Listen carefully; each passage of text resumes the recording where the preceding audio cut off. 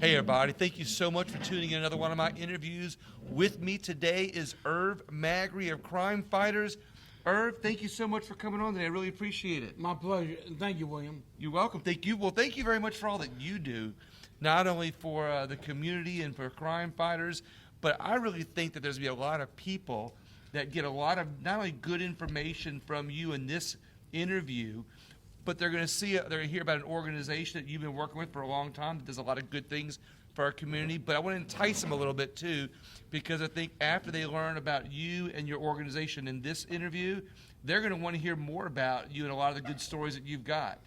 So tell us, Irv, what is Crimefighters? Well, number one, Crimefighters is the largest victims' rights organization in Louisiana.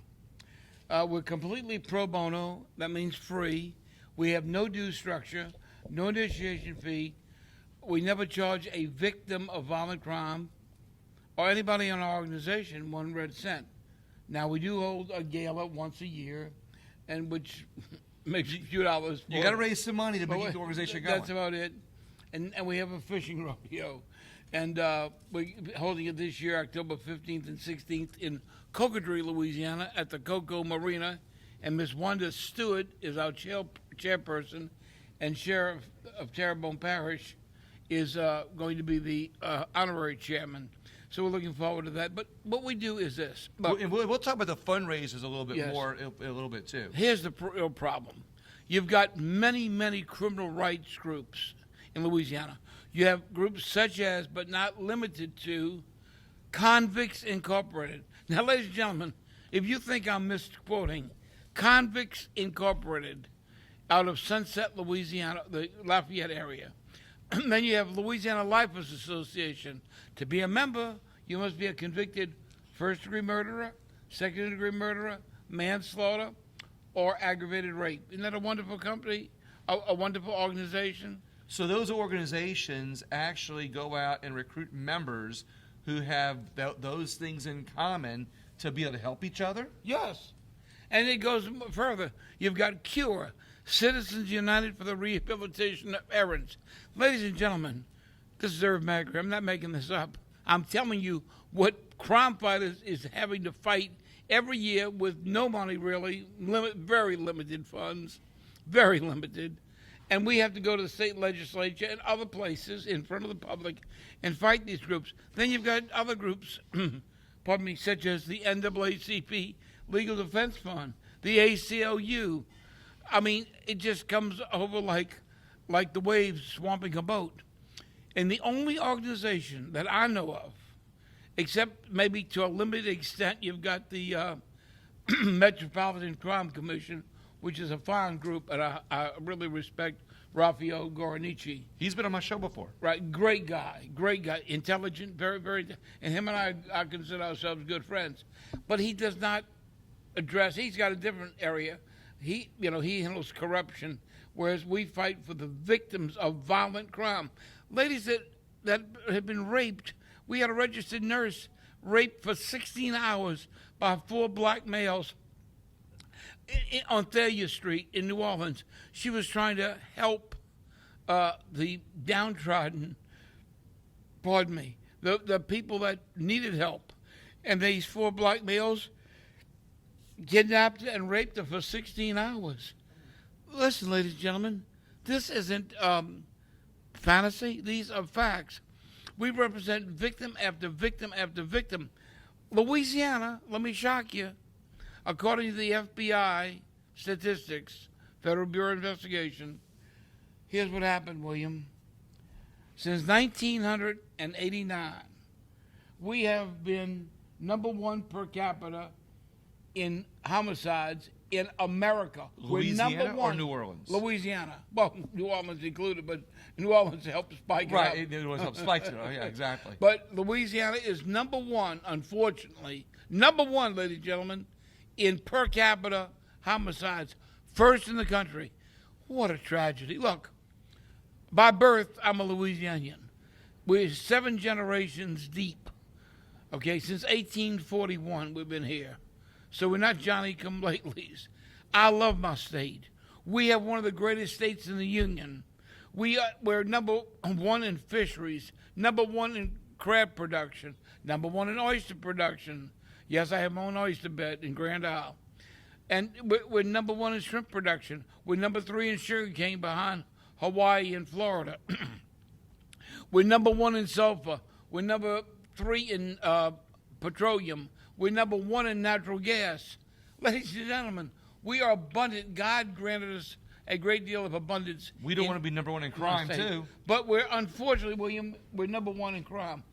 I'm out here beating my brains out fighting these criminal rights groups. And so let me play devil's advocate for just 1 second. Sure. The criminal rights groups, are they helping the criminals better their lives? Like when you talk to the Right to Lifers and you talk to these other types of organizations you mentioned a minute ago, are they trying to help the criminals make better lives, or are they really trying to defend what they did? That's a hard question to answer, except I could say there are some well-meaning groups that say, oh, we want to rehabilitate. But rehabilitation has not worked overall because we keep arresting people over and over, and that's called recidivism. And as my radio show partner, Nolan A. Booty, a great guy, by the way, and he's been on the show with me now 13 years, and has done a great job. I've outlived the other three co-hosts, unfortunately, so he's next. But anyway, if Nolan's listening, which I know he is, it's just a joke, Nolan. But anyway, here's the situation. Most of these groups are out there just to release the criminals back on the street.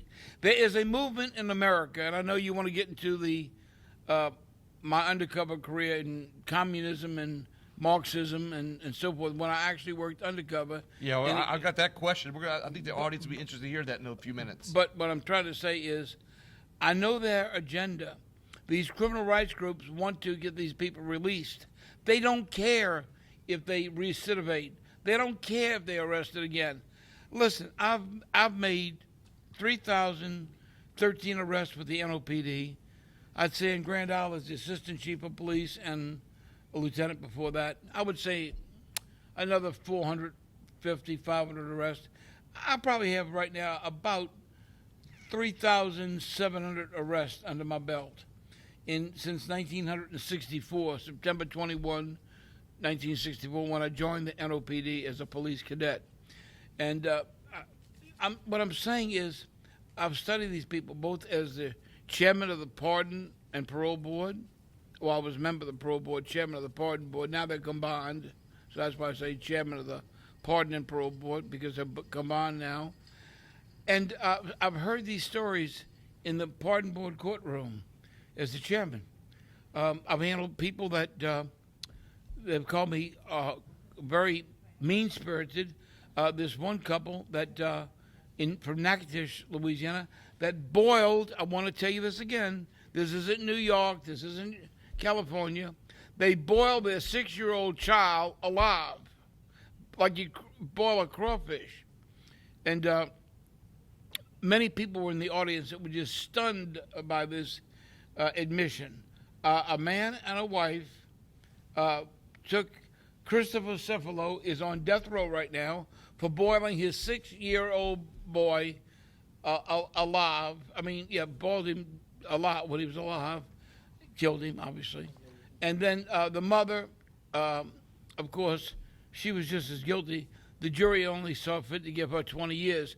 She came up for me at 10 years for a pardon. She wanted the governor and I.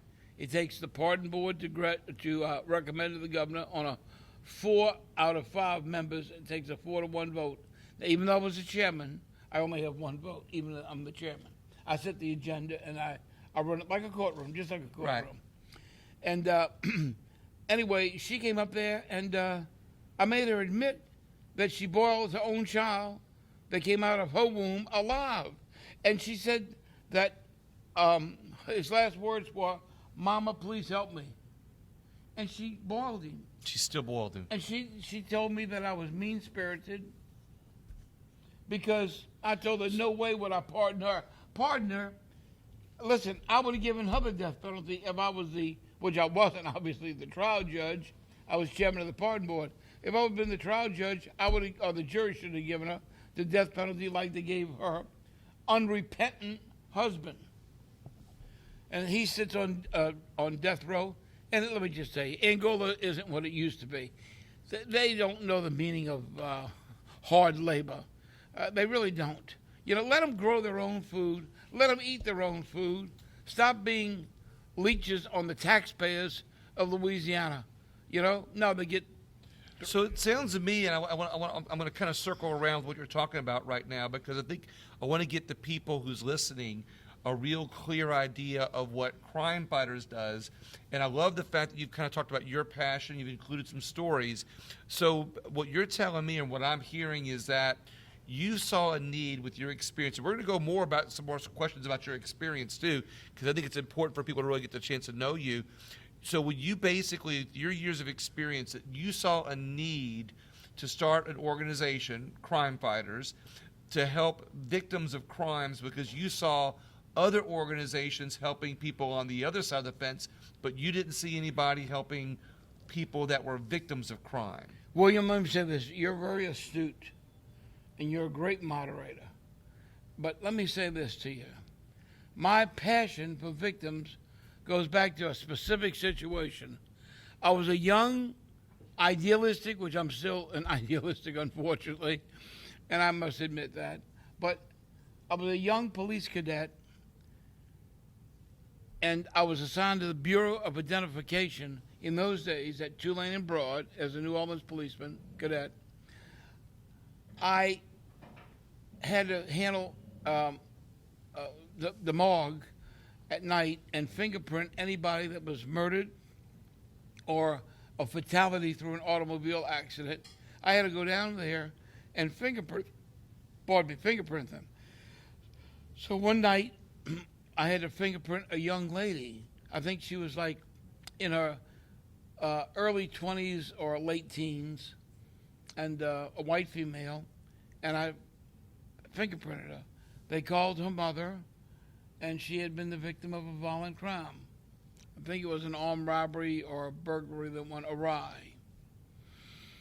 So she came to identify the body. In those days, the morgue was at South White in Tulane in the bottom, next to where I used to work in the narcotics division of the NOPD.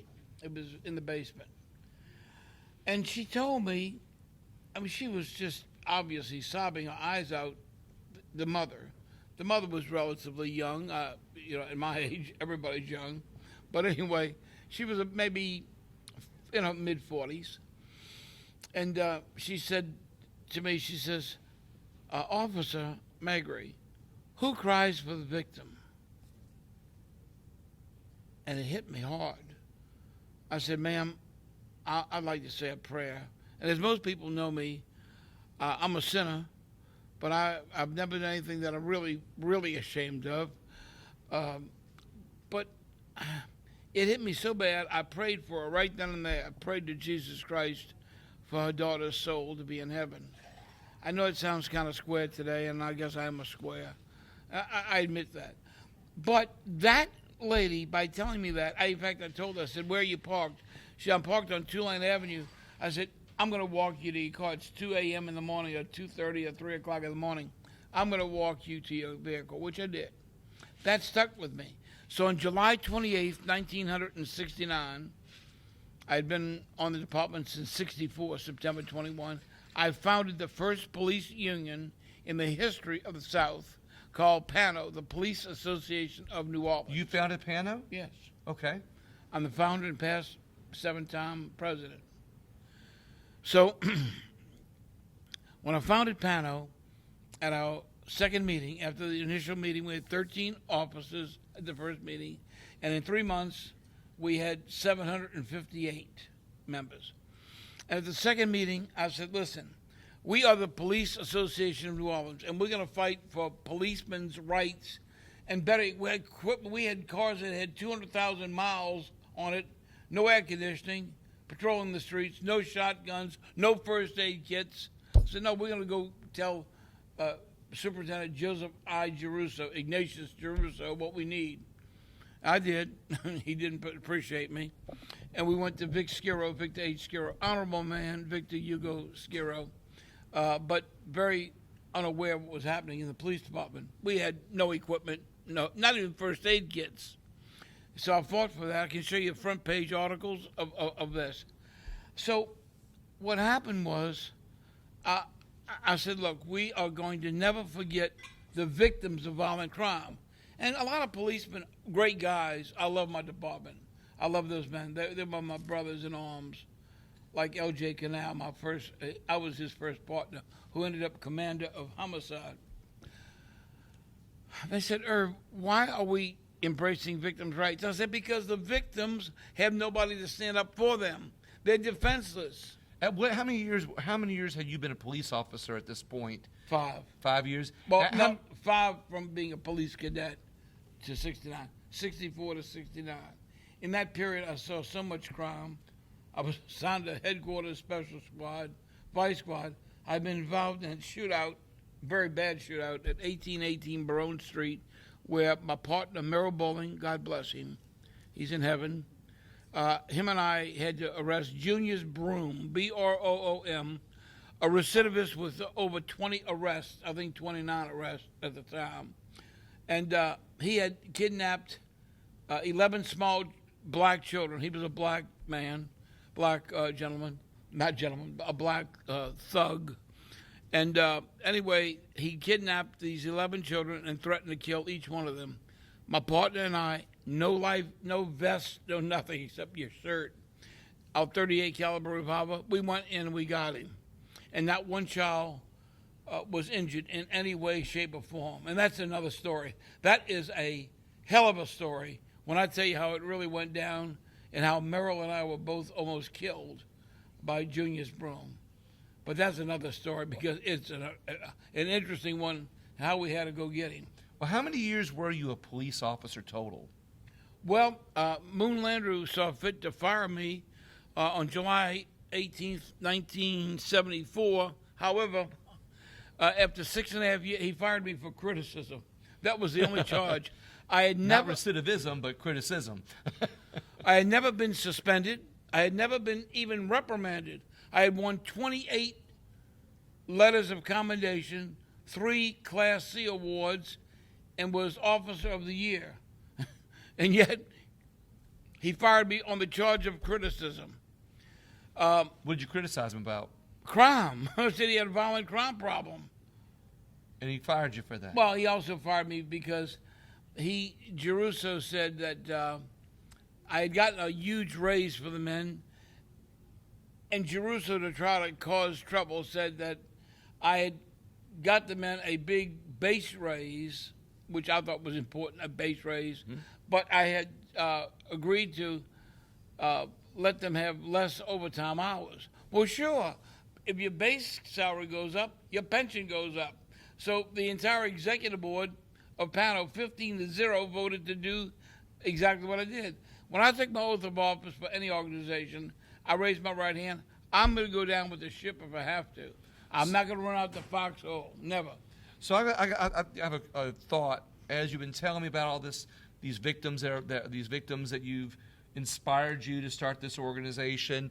When you've talked about that and your time as a police officer, did this constantly come to your mind every time you saw another victim? Were you always thinking about this organization every time you saw a victim? Did you see a place for this organization in the community? Yes. Now we're in Jefferson Parish, of course, a suburb of New Orleans, and so did you start this organization in New Orleans and then just kind of expand it outwards? Because I think you're statewide now, right? We're a statewide organization with members in all 64 parishes. Now, we're very proud of that. To answer your question specifically, I founded Pano July 28, 69. I got fired for criticism only, criticism. And so when I won my case 6.5 years later, I got reinstated retroactive, and I waived the interest for an apology from the city. I said, So you got all that back pay? Well, they gave me 130,000, and then they signed an agreement to allow me to retire. But the pension board, which I was elected to, is the first man ever elected since 1888 that was an active man, the part of the administration. They refused to recognize the agreement signed by Mayor Morial and Anselmo, city attorney Sal Anselmo, a great guy. So I had to go back to court again and win it again. I had to go to sue the city 3 times, and I won 3 out of 3. Okay, but all this time, again, I'm not bragging, just the facts. I was #1 honor graduate in the NOPD Academy, class 35. At the time, I was the all-time honor graduate from the Academy ever. When I took the civil service exam for sergeant, I was out of 804, I was number 17. I would have been #1, except my lack of seniority at 10 years only brought me down from #1 to #2 to 17. So, and then Jerusalem wouldn't promote me for 17, 18 months. So I was getting ready to go back to federal court, and finally, cooler heads finally presided and said, just promote him. So we got a good feel for your passion for police work. And it sounds like you had a passion for being very vocal about crime and everything like that. So lack of equipment, lack of pay. We were like in the dark ages, and they talk about why you have corruption. It was a breeding ground in the sense that these poor officers were out there struggling. When I came on the department, my base salary was $243 a month, and then we got up to $243 a month gross. And when was this? 1964. Wow, that's. And then in '66 we got bumped up, and finally we got up to $500 a month. In '69, when I formed Pano, I asked for a $900 a month starting salary, which was certainly the lowest in the South. They said that we were money hungry at $900 a month. And remember, we had to buy our own uniforms. People don't know that. From one supplier, yeah, okay. So what benefit? I'm thinking 1964. I understand cost of living was a lot lower then, but to be making $243 a month up to $900 gross, that doesn't sound like a whole lot of money at all for somebody to put their life on the line for crime. Exactly. The whole thing was out of just out of whack. So people say, how could Pano grow so quickly from 13 members at the original meeting on July 28, 1969, on historic Basin Street? The first meeting was held at 410 Basin Street, the old Police and Firemen's Holy Name Society Hall. That had been our hall since 1919.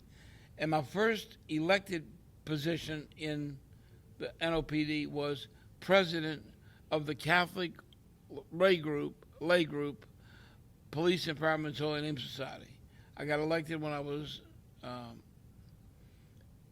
18 as the vice president and 20 when I was the president.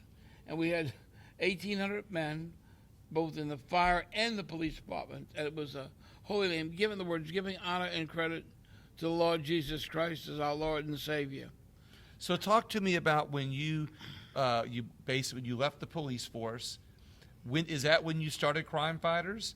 Or, I know you have a lot of other things on your resume, and you did a lot of other things, but what year did you start Crimefighters? January 4th, 1993, which will be 30 years this January. Okay. 30 years. And it was strictly built upon Pano recognizing and fighting for victims' rights. Which it was, Pano actually wanted to fight for victims' rights. And that kind of threw a lot of people off. Why is a police union fighting for victims? Because, look, as we film this show, a couple of victims have been trickling in. In fact, and a state trooper, Richard Ill, a good guy, a great guy, my dear friend for many years. We're the same age. It means we're older than dirt. So anyway, So when you started this, I can kind of see why Pano would want that, because to me, and in my opinion, I'm setting you up for a layup here, a good one that is, that to me, victims' rights are important, because when you start focusing on victims' rights, you start bringing to light more things that's going on in our communities, so people start to recognize when there's victims' rights that are having the light shined on them to help them. Those stories become more noticed within our community, and now more people they get involved. More people go, wow, I didn't realize there were all these victims. They know there's crime, but when you actually bring the victims out into the public or show them that you're helping them, I believe that it helps start a wave, I guess you will. For instance, in the audience, as people are filtering in now for the Crimefighters meeting in about another 2.5 hours, Josie Dordar, our pro bono secretary of Crimefighters. The lady puts up with me, gives me her time. She's a great typist, a good friend. I love her to death. And I love Richie Ill. Richard has always been there. He's a fine state trooper for Louisiana. But we also have, like I said, Josie. We have our vice president, our senior vice president, Justine T. Bally. Justine put 30 years with the Department of Public Safety. And but getting back to Josie, Josie's father and family own one of the greatest restaurants I know of in South Louisiana, Rocky and Carlos in St. Bernard. Yeah, right. You've eaten there, huh? Oh, everybody's eating there. Look, see? You've eaten there a couple times, Irv. Irvin didn't pass up too much food. Okay. And, but he's never passed up Rocky and Carlos. Right, exactly. Now, her poor dad, in 1983, they were, you can't always get help to come in like you need them, okay? So they were shorthanded. He was at the restaurant. He worked. He closed up. And then he was back there doing dishes. The owner, the 4 brothers owned it, correct? 5 brothers, pardon me. Well, yeah, family. It was a family-owned business.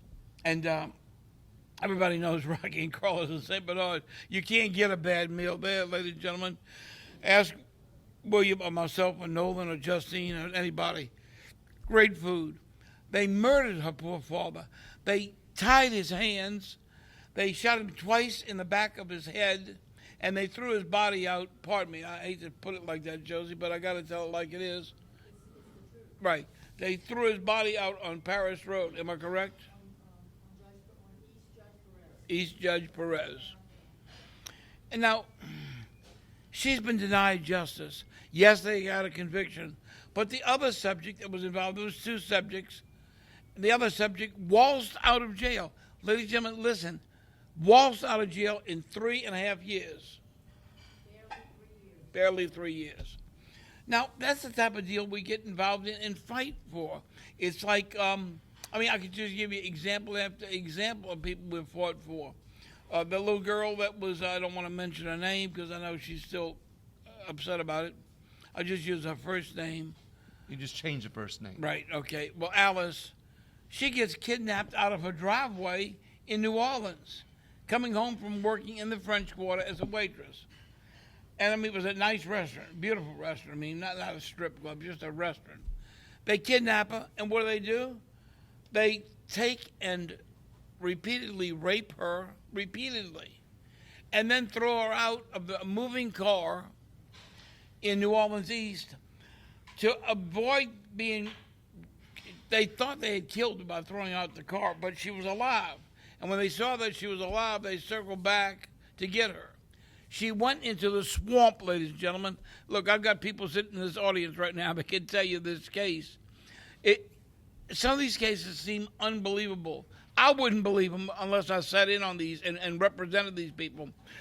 She laid in the swamp, Nolan Booty, am I right? Right. Up to her neck with water moccasins, snakes, alligators, so they wouldn't come back and kill her. And she stayed there till morning, bitten up, welts all over her arms and legs and face. And they came back to try to kill her, and they couldn't find her because she was hiding in the swamp. Okay, and these people, they were just vicious recidivists, repeat offenders. These are the types of stories that you've told not only in this And interview, you can't make these but stories we're gonna go, when we do future stories, you're gonna tell the stories not because you're trying to to benefit from having told a story that people want to listen to, but you want the victims to benefit in a way that they get helped. You want future victims. You want to try to avoid having future victims because you believe, and Crimefighters organization believes, that if you focus on victims and victims' rights, we put it in the news more, we get more people involved, because when they hear these bad horror stories, they realize not only how bad crime is, but they put faces with names, with situations in such a way that you're organizing it in such a way that we're going to help it stop crime happening in the future. Exactly. And ladies and gentlemen, I'm talking state and FBI statistics. In fact, one of our vice presidents, the very excellent attorney, Marty Malley, has just come into the room. Marty, thank you. Thank you, Irv. And we've got Josie Dardar, we've got Richard Ilg and Justine Bally and Deanna Ackle, all here. And this place will be filled up very shortly. The point I'm trying to make is I cannot explain to the people except to tell you we're number one according to the FBI. Not number two, not number three. But here's the real tragedy. We've been number one each and every year according to the FBI in homicides since 1989. Now listen. So it's the one thing that Louisiana's number one in that we don't want to be number one in. Well, Louisiana's usually last in a lot of things. Right, and guess what? That was 1989. In 1988, guess what number we were? 2. The only time we had dropped back to being second. And look, we've got a great state. We've got good people. But we have these criminal rights groups that are outnumbering us, and they just outfinance us. Look, now, let me shock the people here. A lady who's been a victim of a violent crime, Connie Finkbonder, her and her husband used to own LaPlace Feed and Supply. On January 25th, 1900 and I'm trying to think of the year,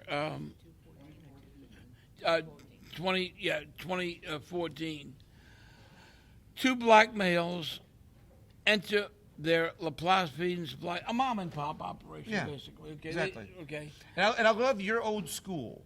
So when you're old school police guy, and I'm saying it that way because when you describe things in a way a police officer would, how they're dressed, what they look like, so that way somebody else, another police officer, would know what they're looking for. Is that correct? Exactly. Okay. And it's hard to break the habit of being very specific.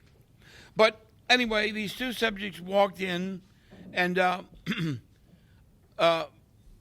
McWaters, I can tell you this because he's convicted. Charles McWaters walks in with a weapon, and the second subject was Tracy Dewey, huh? Yes, okay.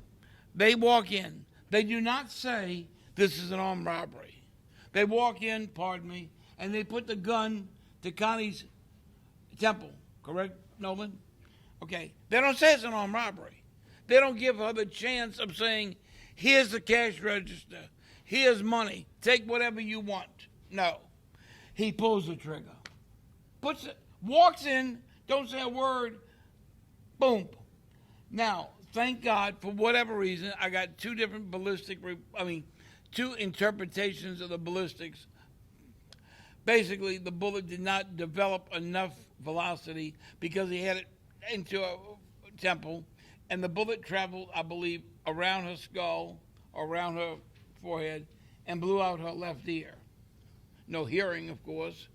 She drops to the ground. I dropped to the ground too if I had a .38 caliber gun at my temple. And she was halfway out of it. He turns the weapon. Charles McWaters, want to get that name out there. Charles McWaters takes and turns the weapon toward her husband, Steve, her husband of 38 years. They were married. Steve Finkbonder, and he shoots him 3 times at his desk, kills him immediately, right there. She's holding his hand, praying like this, that God would save his life. She didn't know he was dead, and that the medics would get to her in time, which they didn't, because he was dead as soon as he hit the ground. Now, we go to trial. Nolan went there. Justine Bally went there. I believe Going there to support the victim. Right, court watching technically, but to support Connie and her family. Connie had to look at her husband's dead body, ladies and gentlemen, looking at her husband's dead body laying there, who did nothing wrong. He was somewhat of a leader, a civic leader, just lying there in the pool of blood. She has never, in my opinion, gotten over this. That's just in fact, she'll tell you she's not over it. We went to trial in St. John the Baptist Parish before Judge Snowdy, nice guy, very nice gentleman. He was found by jury guilty of the armed robbery, 12-0. Not guilty, guilty of the first-degree murder, 11-1. Okay. Now, because after that date, the citizens of Louisiana went and made a constitutional change to the state constitution, saying that henceforth all juries, as you know, Josie, now must be what? Unanimous, 12-0. The courts went back, even though he had been convicted before the new law came into effect, and they made it retroactive. Connie now has to go do this again. Connie must now go back and go through this whole trial again. Because had to go back again. Because now all juries must be unanimous. Do you realize, ladies and gentlemen, do you all realize what this means?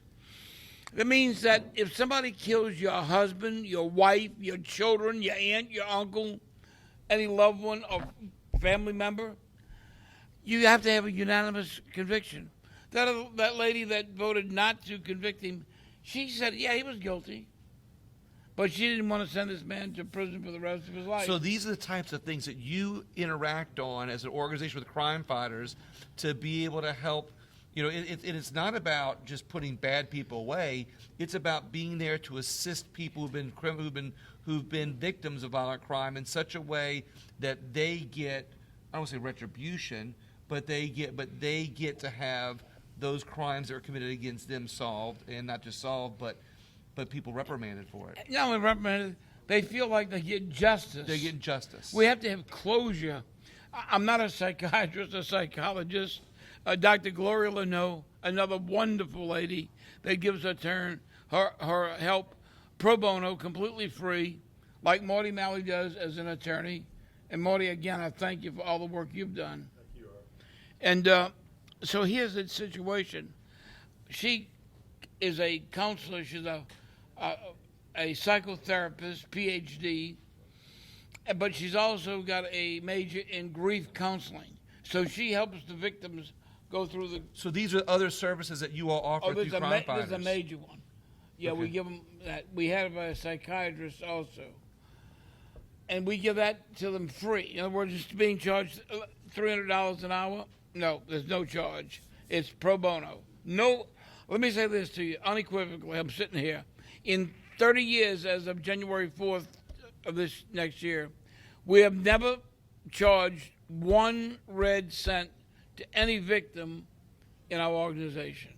None of us get a salary. Now, wait, I do get reimbursed at Motel 6, or if I'm really Motel 8, and they're going up on their rates too, by the way. So anyway, if I go out of town, and if I get a modest meal, so be it.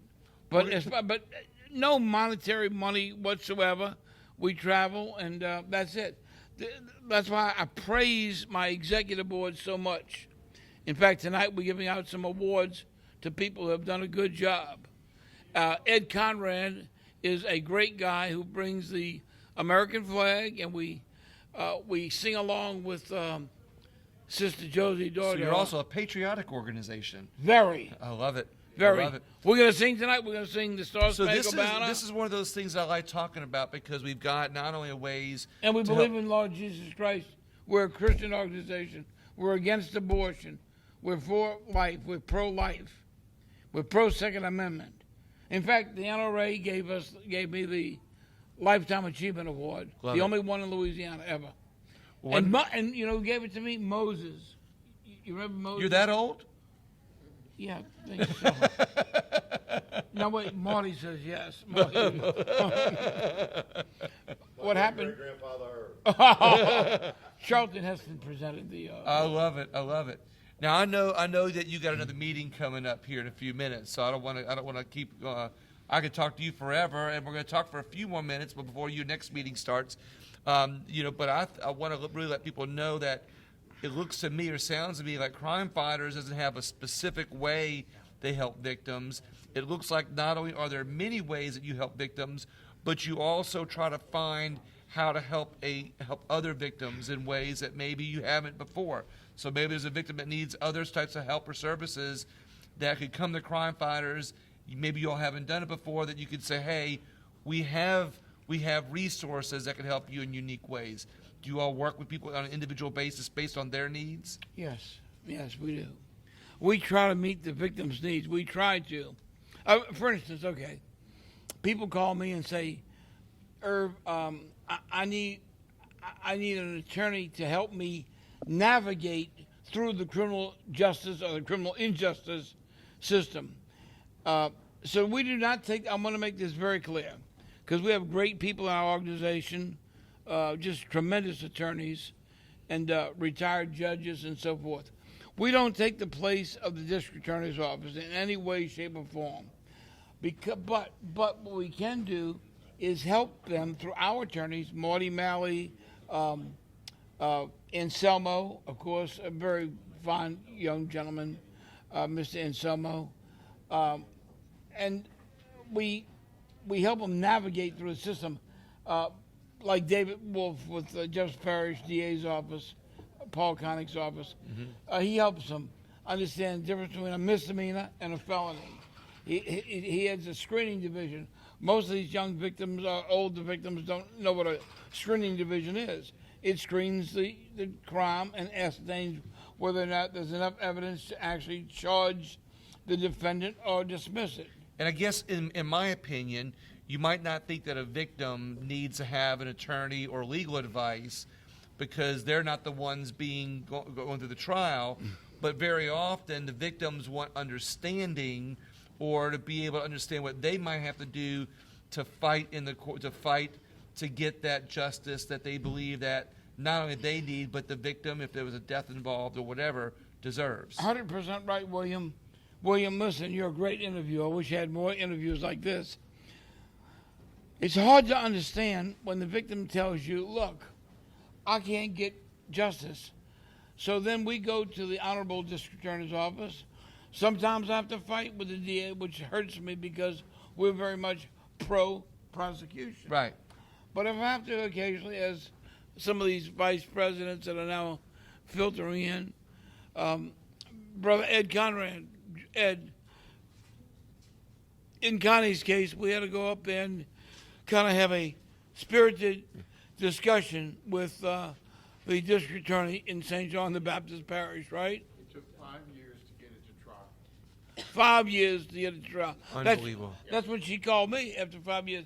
I did not know Connie, or I knew Connie. I was due to go to the store that day and get dog food for my dog. And when I got there, all the police were there, and I sure was wish it was. I hadn't got caught up in traffic in New Orleans that day, because it would have been a different outcome. It was just the officer, the first responding officer, saw Connie running around trying to get things locked up so nobody would come back, and he couldn't believe she's running around with a bullet hole in her head. Wow. He was just, he couldn't believe how. These are amazing stories, and and you wouldn't believe it if there wasn't documentation. Exactly. You know, had a bullet in her head. But again, these are the types of stories that you tell, not to get the factor of listening to the story or a wow factor of any kind. These stories you tell to be able to get more people involved in your organization, more people aware of the help that you all offer, people, and the more people that get involved in Crime Fighters, the more people you all can help otherwise. And what's interesting to me is you call it Crime Fighters. On the outside, the opinion of some people might be that it's an organization to stop crime. You might think that your name of your organization should have been like Victims, Victim Services or something, but you chose Crime Fighters. Why? Why? Because we're trying to get people's attention. For lack of a better word, many people have become selfish in our community. And we're trying to get them where they realize that they have a voice, and if they would simply get involved, they can certainly help us fight crime. For instance, we're going to have a very aggressive legislative package, ladies and gentlemen, next year.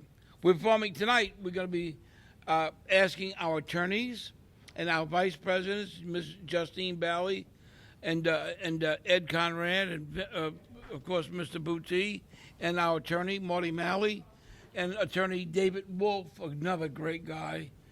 We're going to ask them to help us formulate a legislative package, and it's going to be hard getting it passed, but we're going to have a 12 or 11 month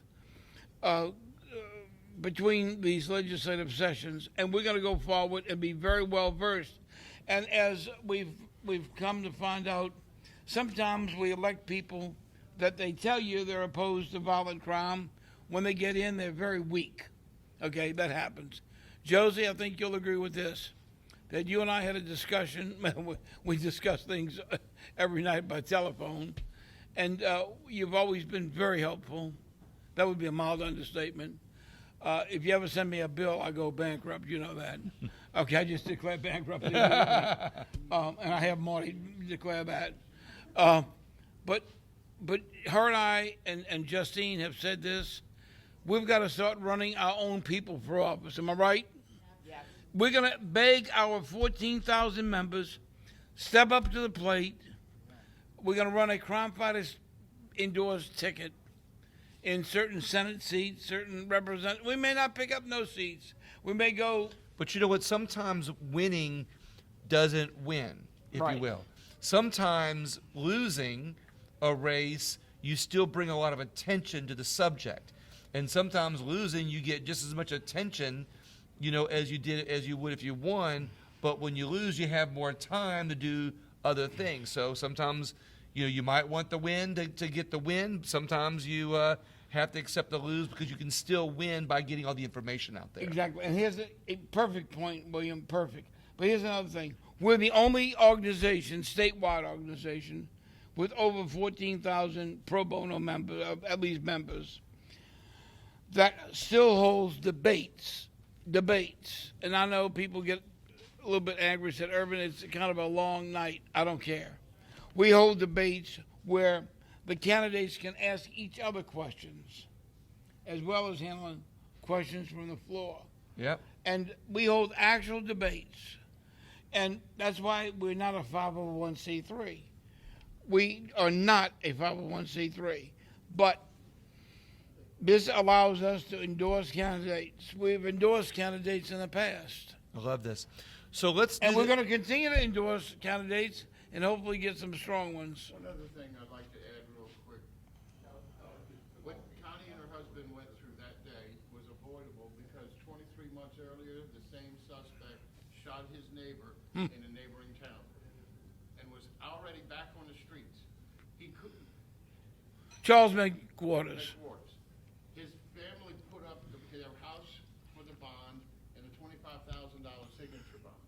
They released him, but there was a stay order against him from the first victim where he couldn't return to his parents' house. He went to his aunt's house in LaPlace, 200 feet away from an elementary school and 1 mile away from this store. The justice system killed Steve Finkbeiner with the aid of Charles McWaters. And wait, one other second. That's very interesting. This that the murderer, like he was just saying, McWaters. was out on bond from Right. another Another crime shooting. a month before. Yeah. Well, no, 23 months. before, and 23 he's out months. already. Wait, and let's add one other thing to this factor. The co-conspirator, the subject that walked in with him, Dewey, Dewey Dracer.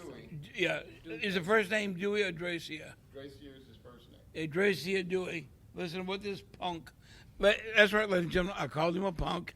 I'll call him a thug. How's that? Look, call it like it is. Stop saying, I heard this lady say, well, the gentleman that shot and killed my husband. I said, gentleman, he's a thug. He's not a gentleman. Right, Josie? So here's the situation. Savage. A savage. He's a savage. That's what I said one time. Oh, I said that in the case when they bore up a child up in Natchitoches, right? I said, no, you're not. I told him, I said, that applying for a pardon. I said, no, you're not an animal. I would never call you an animal. That would be an insult to the animal kingdom.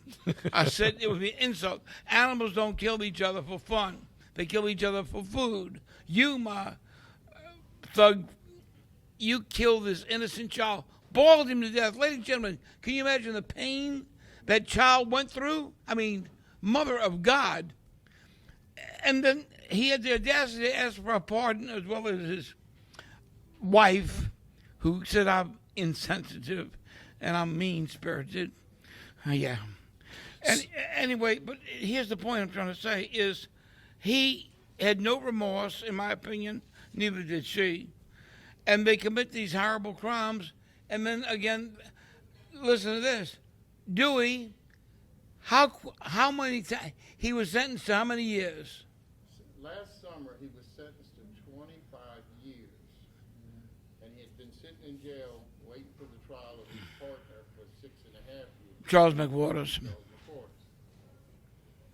He was, the victim from the Department of Correction gets a text he could be out as early as November of 2022. I contacted the judge and said, how is this possible? And he says, it is impossible. Judge Snowdy. He checked into it. And he says, well, my department, my staff guy with DOC Legal, he could get out as early as July of 2022. On the retrial, which was supposed to start on March on McWaters, they were looking to subpoena Mr. Dewey to have him appear in the courtroom. They couldn't find him. He was released January 26th of this year. Oh my God. So you see, this is why victims need advocates like Crimefighters to be able to put all these people on watch to be able to keep them from getting out and committing more crimes. But I get it. You're right. But, ladies and gentlemen, a judge, a sitting judge, a very intelligent judge, by the way, Judge Snowdy, 40th JDC Judicial District Court, St. John the Baptist Parish, he sentenced him. Listen, the man in the black robe, to put it real simple, said 25 years, hard labor. Hard labor. Ladies and gentlemen, he can waltz out this year after serving a mere year or something. I'm 6 sorry, months. 6 months. So how? We don't know how. Corrections overrides the judges. If they got the good slap on the hand program, and you're out. It's that simple. All right. So this is Look at the people that killed, the savages that killed my dad. There would be 3 people, two cousins, Erlen Raymond Smith, and a woman, Lenny Bordelon. Lenny Bordelon did not serve 1 day in jail. They said she was involved. She was involved. so. The 2 cousins, Raymond Smith, both of them got life in prison without suspension or sentence or parole. One of them served barely. Raymond Smith served barely 3 years, and he was released. So I'm going to have to stop you only because the microphone's not going to pick them up over there. I apologize. And I want the audience to still be in hearing this. But to repeat what she said was the person who killed her father, Rocky and Carlos, one of them that was involved didn't even serve any time in jail at all whatsoever, but was still involved. And there and two they got life without parole. But the point that we're all Can I making. bring her up here just for 1 second? Bring her up. Sure. Come up, hey, Josie. This is something of these. Okay. I want to get her on the record. Okay. Miss Josie Dardar. This is Josie Dardar coming in on screen here. And Josie, I want to thank you again for being our pro bono secretary. Explain to the audience what you just told William and myself. Well, what I was Speak right saying is the savages that killed my dad. There were three people, three perpetrators.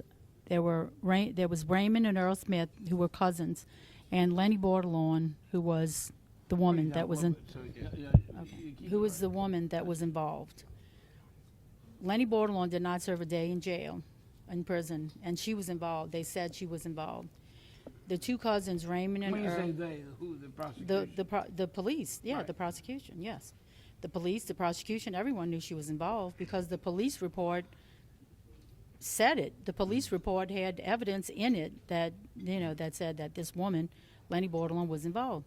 The two cousins, Raymond and Earl Smith, by a jury, were sentenced to life in prison without parole or suspension of sentence.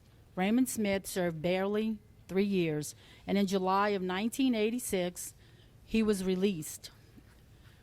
Earl Smith's case went back to trial, and Earl Smith got 3 trials. He got 2 more trials, and he was found guilty by the first jury, found guilty by a second jury, and found guilty again by a third jury. And he's still trying to get out of prison. So this is why we need groups like Crimefighters, because in the case of her father, yeah, They need crime fighters. yeah, because like in the case of your father, he's not getting justice, but the criminals are getting more opportunities for justice than they gave your father. Is that justice? I mean, It's not. They killed my dad. Right. Is that when you kill someone? Why should you? Are you entitled to your life? And why should you be? Why should you be entitled to your life when you kill someone? Earl Smith he came up for medical furlough. He was trying to get out in 2019. He was up for parole. Thank God that the parole board had enough sense to make the right decision and deny him this parole. Wow. Because there was nothing wrong with this man that was claiming to be ill, claiming to be sick, and they. But it's made right interesting, and like to your point a little while ago, there's so many other criminal organizations that are working behind the scenes, as you were telling me, to be able to get less convictions, less time for these criminals. But you're the organization that's fighting from the other side to get, justice for victims and for people who've been, I said victims of crimes and families. Mostly The victims families, of violent crime. Yes, absolutely. Family. We need, we need closure. Yeah. What closure do we have? Right. What closure do victims have? What closure do their families have? And that's what And crime your fighters. father was killed execution style. My dad left for work on January the 6th, 1983, went to work, and never came home.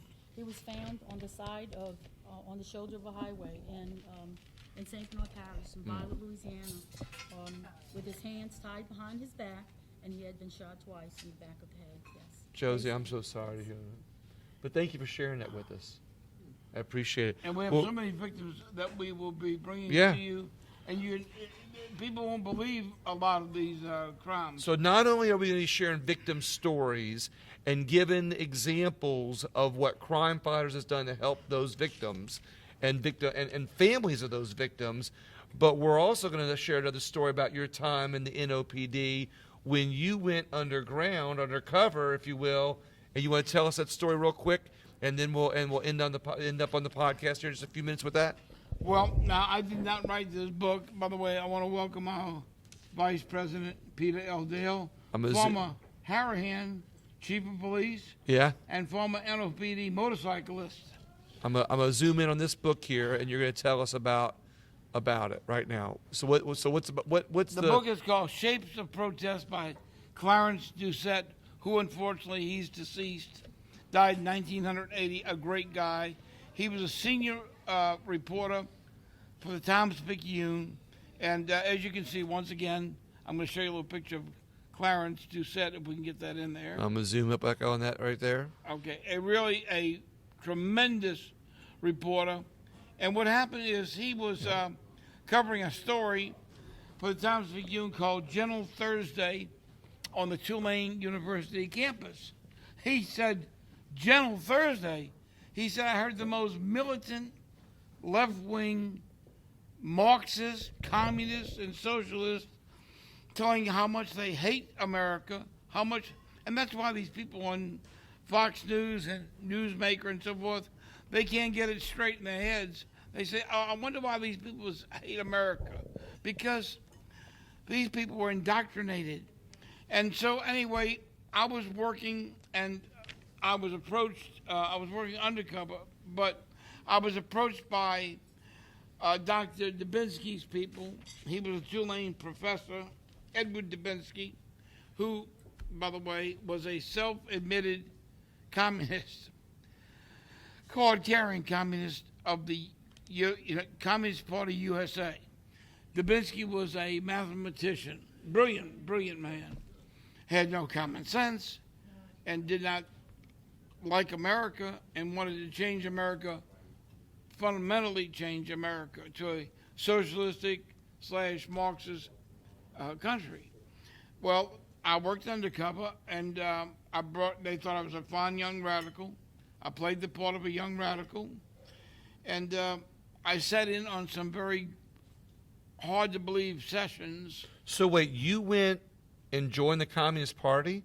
More, but I don't of want course. to do this. I don't want. 'Cause one lady said, "I really like you, Mr. Underground. Magri." Undercover, because she said, "I really liked you, Detective Magri." At the time, she said, "But it's hard to believe you were a communist." I've never been. I'm a patriot. I love America, but I worked undercover in the Communist Party USA. Okay, and as they say in chapters 2 and 3 in this book, what I found, is, and that's what a lot of these national newscasters, they're brilliant, but they don't understand that these people are dedicated Marxist socialists that double down, triple down on their failed policies because they are dedicated to the overthrow of our country. And You saw it firsthand when you were underground. So they said continually, we need to capture academia. We need to start getting the high school students to hate our country and to become activists, if you will, in the high schools. And they believed in the colleges, the universities. They said if you capture the youth of America, that youth will one day be the, if you will, the power structure of the country. There'll be U.S. senators, U.S. congressmen, Supreme Court judges. It's just, look, just the other day, they had a man they apprehended that was trying to kill one of our Supreme Court justices, That's right. Kavanaugh. They caught him with a gun and a knife in his front yard. Yep. He So- wasn't there to say good morning. So in future podcasts, you're going to tell some stories that you experienced firsthand when you went underground in the Communist Party. I'll only, sir, you're more intelligent than me, but I am going to correct you, not tell you some, tell you a whole bunch of great stories that would be hard All to right. believe. So in future podcasts, we're going to hear stories about crime fighters, how you're helping victims. We're going to hear stories of your time underground in the Communist Party, undercover in the Communist Party, and we're going to hear more of how people can help the wonderful organization that Crime Fighters is in very positive ways to help victims and fight crime. Yes, sir. And William, I want to thank you and William Wallace's For America, the name of his podcast. He is doing a tremendous job in helping us expose this lawlessness that is taking over our streets. I mean, riot after riot, burning poor people down, even in the minority community, burning them down to the ground. And then what they say, well, that's justice. It's not justice. We're living in very difficult times, extremely difficult times. I think the future of our nation really depends upon us now. We must stand up for America or let America go down the drain, which I'm not prepared to do. I will fight to the very last breath in my body for America. and for victims' rights. Irv, thank you so much. But not only thank you very much, but thank all the members of Crime Fighters, and thank everybody who's been here. Who's been with you the longest, by the way?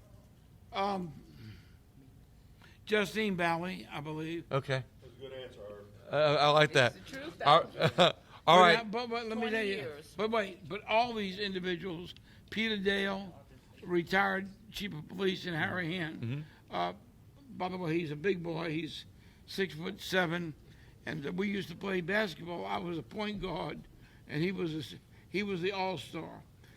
Okay. They couldn't even pronounce my name when I scored an occasional point or two. And it's funny because I was wrapping up, and I have a hard time wrapping up sometimes because I love asking questions, and I just thought and I thought of that. But at least we got to have the chance to get that out on how many people are involved and all the good people that are involved.